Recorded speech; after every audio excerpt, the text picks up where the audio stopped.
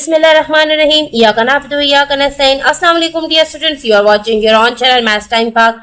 आज हम लोग क्लास 5 साइंस चैप्टर 3 इकोसिस्टम का टॉपिक स्टार्ट करने वाले हैं पेज नंबर 31 पे, टॉक्सिक्स इन फूड चेन्स। ठीक है, हमारे जो फूड चेन है, ठीक है, जो हम लोग प्रीवियस टॉपिक फूड चेन को बाकायदा से पढ़ चुके हैं। अगर किसी को वो वीडियोस चाहिए तो इसी वीडियो के डिस्क्रिप्शन बॉक्स में मैं उसका लिंक लगा दूंगी प्लेलिस्ट का, तो सारे चैप्टर्स आप लोग वहां से क्लास 5 के साइंस के हासिल कर सकते हैं। ठीक है, तो प्रीवियस चैप्टर्स के लिए आप लोग इस वीडियो के डिस्क्रिप्शन बॉक्स को लाजमी देख लीजिएगा।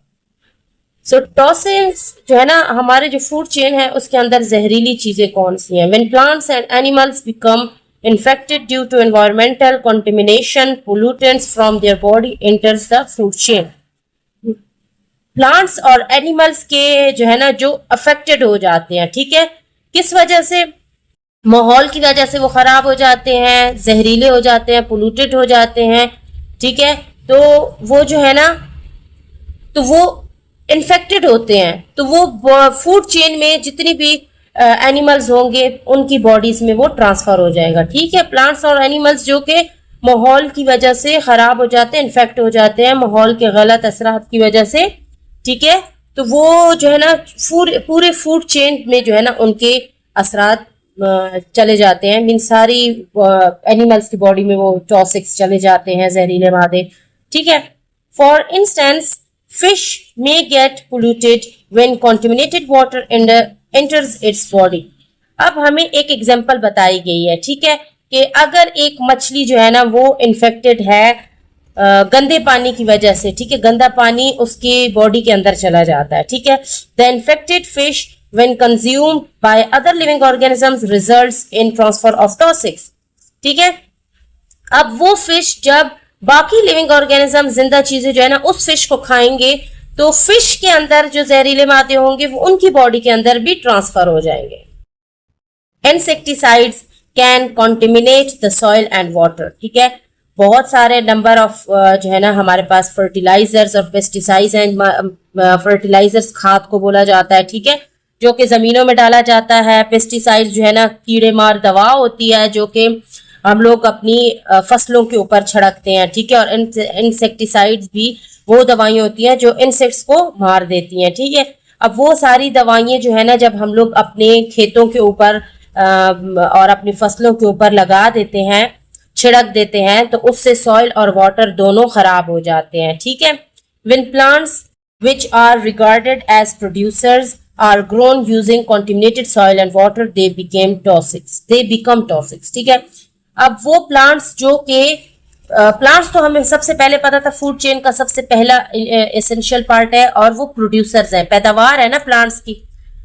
तो वो जब उस गंदी मिट्टी में और पानी में बड़े होंगे वो पौधे भी जहरीले होंगे। ठीक है, the contaminants in the producers are transfer to the next link of the food chain when they are consumed. ठीक है, इस तरह जब उन गंदे पौधों को, जो जहरीले पौधे उस मिट्टी और पानी से उगेंगे, वो पूरी फूड चेन में जो है ना एक लिंक से दूसरे लिंक में ट्रांसफर होता जाएगा, और इस तरह उस फूड चेन में जितने लिंक्स होंगे वो सारे उन जहरीले मादों को कंज्यूम कर लेंगे। With the passage of time toxins build up in animal fat and tissues through a process known as bio accumulation.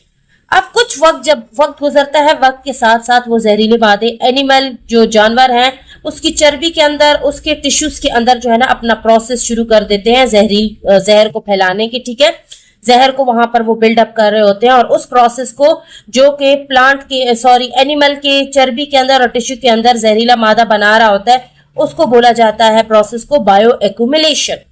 They then travel up the entire food chain from preys to predators. अब ये जो है ना bio accumulation के जरिए पूरे food chain में जो है ना फैल जाता है। ठीक है, ट्रेवल करता है पूरे फूड चेन में, प्री से लेकर प्रेडिएटर तक, मींस शिकारी से लेकर शिकार तक, ये सब में फैल जाते हैं जहरीले मादे। Therefore animals at the top of the food chain typically have the largest quantity of toxins. ठीक है, अब जो फूड चेन में सबसे टॉप पे एनिमल्स होते हैं उनमें सबसे ज्यादा जहरीले मादे पाए जाते हैं। यहाँ पर हमें नेक्स्ट पेज नंबर 32 पे डायग्राम के जरिए में बायो एक्यूमुलेशन के बारे में बताया गया है। ठीक है डियर स्टूडेंट्स, इस तरह से ये होते होते पूरी फिश जो है ना टॉक्सिन हो गई है, ठीक। अच्छा, तो ये हमें इन्होंने transfer of toxins in the food chain बताया हुआ है, ठीक है। अब ये पानी के अंदर कैसे जहरीले मादे जो है ना फैलते हैं, तो देखें जब पानी के अंदर हम लोग इंडस्ट्रियल वेस्ट पानी के अंदर मिल जाता है, ठीक है, सारा उसके अंदर पानी को जो पोल्यूट करता है वो मादे जो है ना मिल जाते हैं सारे, तो वो पानी पोल्यूट हो जाता है, उसके अंदर मरकरी भी मिल जाता है। तो पानी के अंदर जो उगने वाले प्लांट्स हैं, ठीक है, प्लांक्टन, उनके उसी से बढ़ते हैं, ठीक है, उसी से बड़े हो रहे होते हैं, तो वो भी सारे जहरीले हो जाते हैं। अब इन पौधों को जब पानी के अंदर के कीड़े खाते हैं, ठीक है, एक्वेटिक इंसेक्ट्स, तो ये जहर जो है ना पानी के जरिए पौधों से और पौधों को कीड़ों में ट्रांसफर कर देता है। अब इनको जब फिशेस खाती हैं, इंसेक्ट ईटिंग फिश जो है ना, वो जब इन इंसेक्ट्स को खाती हैं तो सारा जहर इनमें फैल जाता है। अब इन फिशेस को जब फिश ईटिंग फिश खाती हैं, मींस मछली खाने वाली मछलियां जब इन छोटी फिशेस को खाती हैं तो सारा जहर इनमें ट्रांसफर हो जाता है और इन फिशेस को ह्यूमन कैच कर लेता है और ह्यूमन वो सारी जहरीली फिशेस खा लेता है, तो सारा जहर यहाँ ह्यूमंस तक आ जाता है।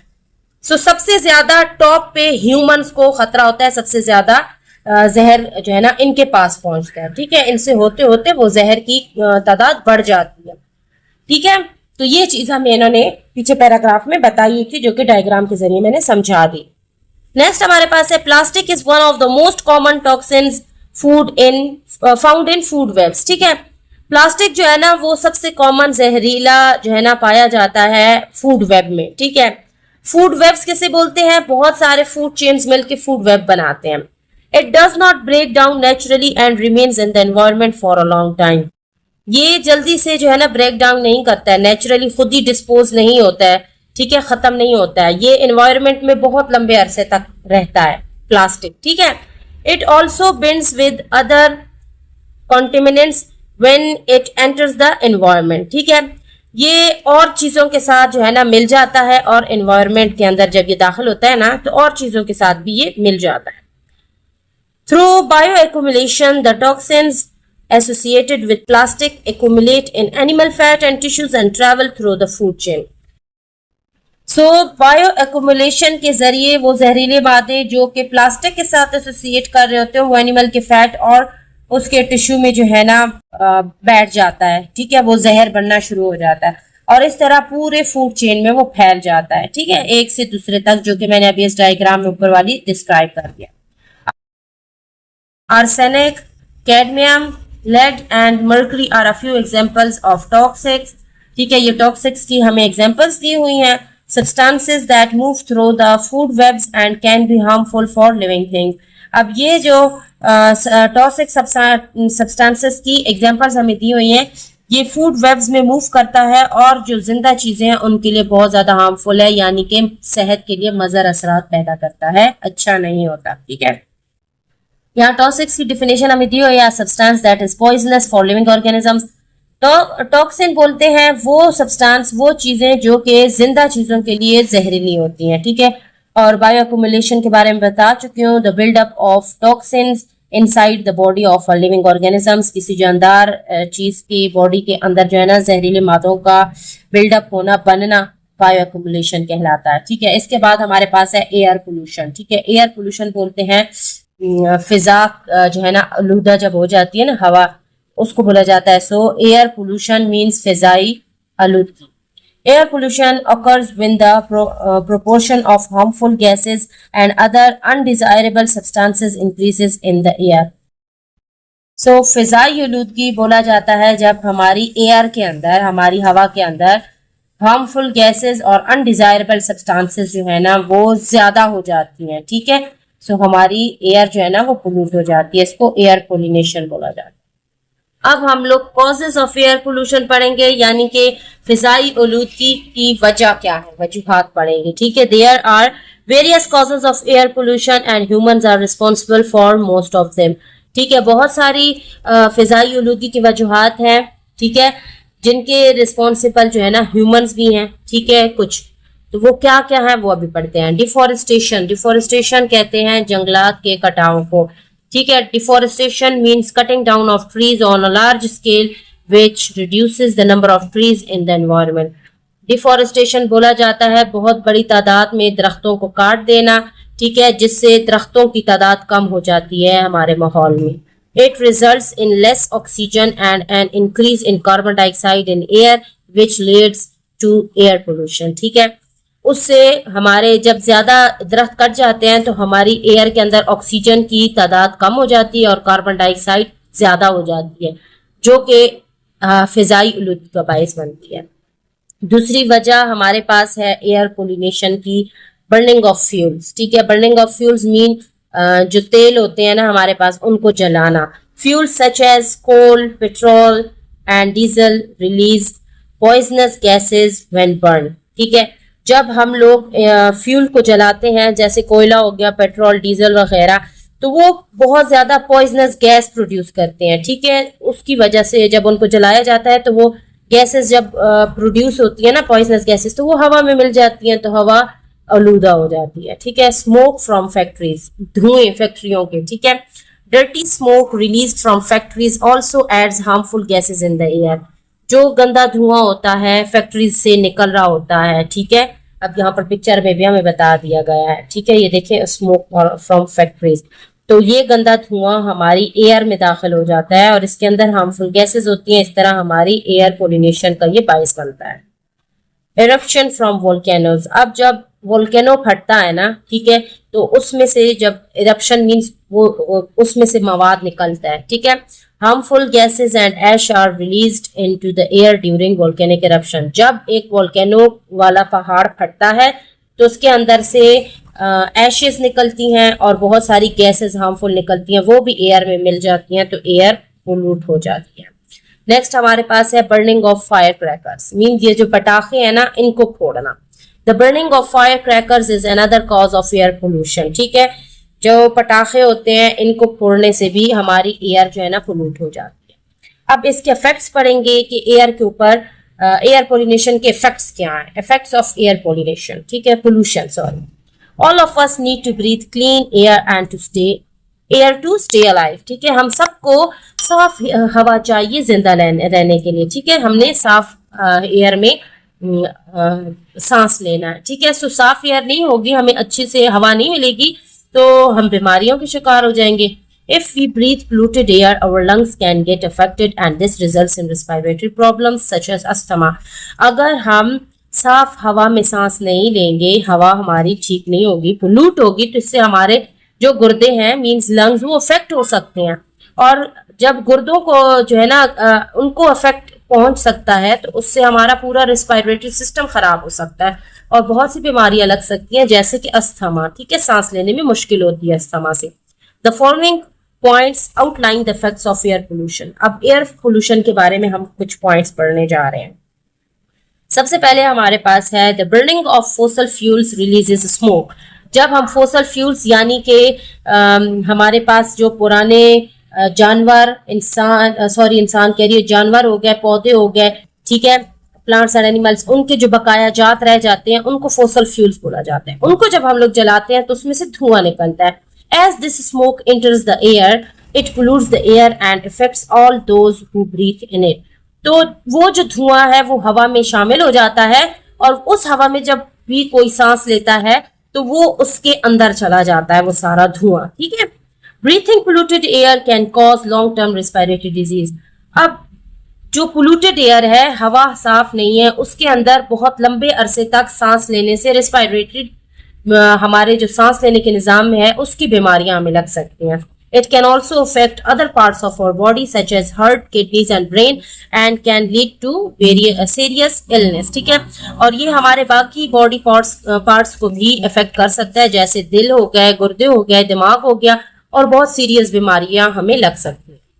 फिर हमारे पास आ रहा है the term smoke means a mixture of smoke and fog, ठीक है। अब जो लफ्ज है हमारे पास स्मोक, उसका जो है ना मतलब क्या है, हमारे पास धुआं और जो फूक धुंध नहीं होती उन दोनों के मिक्सचर को बोला जाता है स्मोक।